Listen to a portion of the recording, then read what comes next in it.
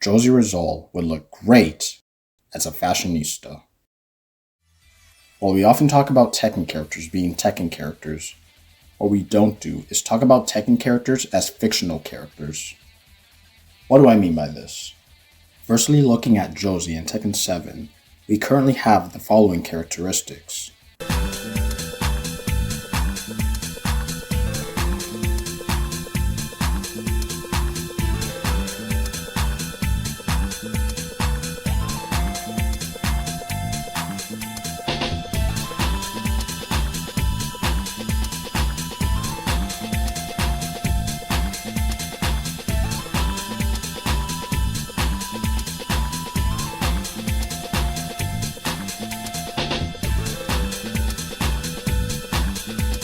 A compassionate, supportive character like her that has an undercooked story in the fashion industry would greatly benefit from having a fashionista design for Tekken 8.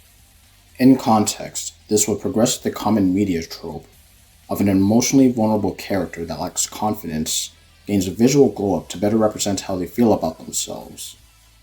Though it should also be clarified that this wouldn't be the entirety of her storyline, but a small piece of the bigger picture that would only benefit the character in this sequel title. With this established, we'll be going through 3 fictional characters that have been exposed to this writing decision, as it has tremendously helped with the setup and payoff for the respective storylines. You and Harry seem to be getting along great. He's a great guy.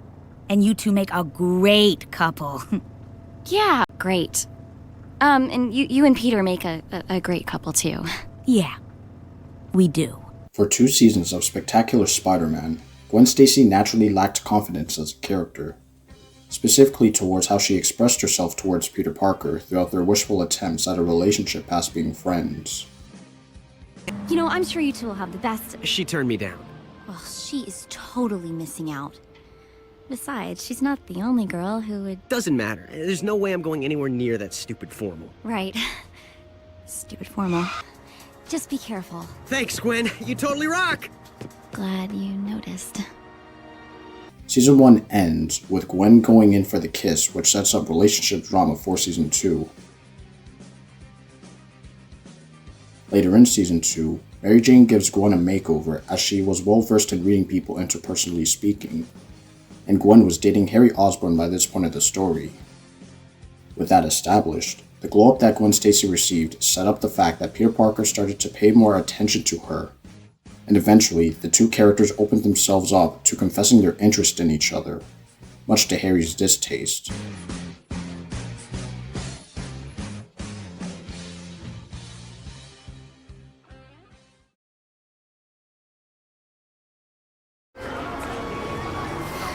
He looked at me. Come on, Violet! Violet Parr starts as a shy, introverted girl that had a love interest for a boy at her high school, yet she didn't know how to express herself whatsoever. This is followed by the fact that she had superpowers and grew up in a society that disapproved of metahumans and superheroes, which can be distressing from her perspective as a young teenager. Other kids don't have superpowers. Now, it's perfectly normal. Normal? What do you know about normal? What does anyone in this family know about normal? Now, wait a minute, young lady. We act normal, Mom. I want to be normal. The only normal one is Jack, and he's not even toilet trained. Always lacking confidence in herself until she was thrown out of her slice-of-life environment and felt that slow but welcome journey towards her confidence through her mother's words of wisdom. I'm sorry. I wanted to... when you asked me to... I'm sorry. Shh. It isn't your fault. It wasn't fair for me to suddenly ask so much of you. But things are different now. And doubt is a luxury we can't afford anymore, sweetie. You have more power than you realize. And don't worry. If the time comes, you'll know what to do. It's in your blood. After the events of the final fight, Violet came to terms with her powers, resonated confidence which allowed her to reimagine her secret identity as a high schooler, and asked her love interest on a date by the end of the first movie. I'd like you to meet my husband, Shrek. Well, it's Easy to see where Fiona gets her good looks from. Shrek was willing to change everything about himself to better cater to Fiona's needs in Shrek 2. Self-worth and identity, from his perspective, were themes previously established from the first film. Layers! Looking at the sequel title, these core themes are explored even further when looking at Shrek vs. Fiona's father, Shrek vs. society, Shrek vs. the fairy godmother. The most important conflict from this roster, however, was Shrek battling his insecurities. This is masterfully well presented when looking at the lengths that the character is willing to go to further improve himself for his currently active marriage with Fiona and society's acceptance, changing the way he looked on the outside, while still being consumed with fears of who he was on the inside, much to the fairy godmother's delight. Living in a fairy tale, Shrek. She's a princess.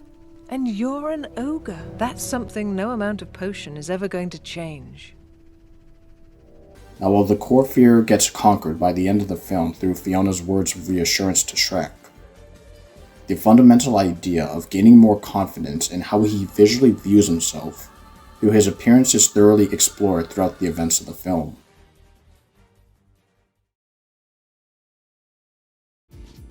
Whether it be video games, movies... Shut the fuck up, you goddamn idiot. Fighting game stories don't matter. Whether it be video games, movies, shows, or literature, the focus in giving characters an identity that lets them move on benefits them for the long term of their stories. Fighting game characters leverage from this because this affects their designs, gameplay, personalities, and relationships. In this case, the callback to an older topic of Josie being a human and relatable character out of this grand list of Tekken characters. Enhancing what you have only makes the content richer. Share what Tekken characters fall into common media practices. Thanks very much for watching this video, as always, and see you next time.